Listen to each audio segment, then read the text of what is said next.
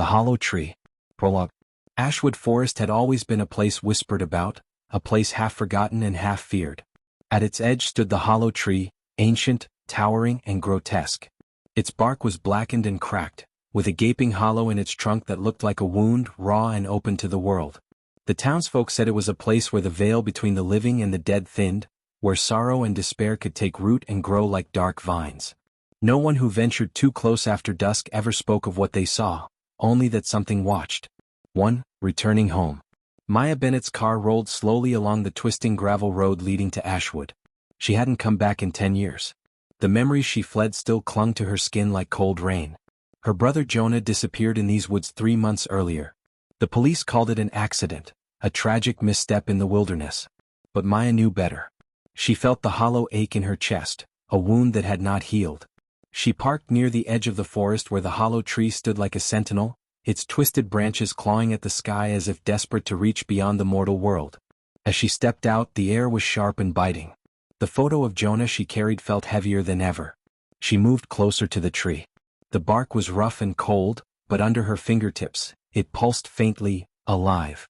A whisper brushed her ear, almost inaudible yet unmistakable. Come closer. 2. Whispers and shadows. Night fell quickly, swallowing the forest in darkness thick enough to choke on. Maya wrapped herself in a thin shawl and sat beneath the hollow tree, clutching Jonah's photograph close to her heart. The silence was broken by soft whispers, voices tangled with the rustling leaves. They called her name, spoke secrets she had buried deep inside. Why did you leave him? Hissed one voice. I'm sorry, moaned another. Fingers of shadow rose from the roots, revealing faces twisted in pain and pleading silently. Their eyes, hollow and empty, seemed to reach for her, desperate for release. Maya's breath hitched. She whispered a prayer, a plea for mercy, and for truth. 3. The mark of the tree. At dawn, Maya awoke with dirt beneath her nails and a strange wooden carving in her hand. A twisted figure, half human, half tree, its eyes seeming to follow her every movement. She knew then the tree had marked her. Desperation drove her to Mrs. Calloway, the oldest resident of Ashwood. They say the tree doesn't just remember, the old woman said, her voice trembling. It consumes. Feeds on sorrow, trapping souls within its hollow heart. Maya's resolve hardened. She would find Jonah, or uncover the darkness that claimed him. For nights of madness. Each night, Maya returned to the tree, drawn deeper into its grip. Her dreams twisted into a nightmare where Jonah's terrified face appeared, the forest floor stained with blood, the hollow glowing in eerie light. Her reflection in the nearby lake warped and shifted, distorted by the tree's whispers clawing at her mind.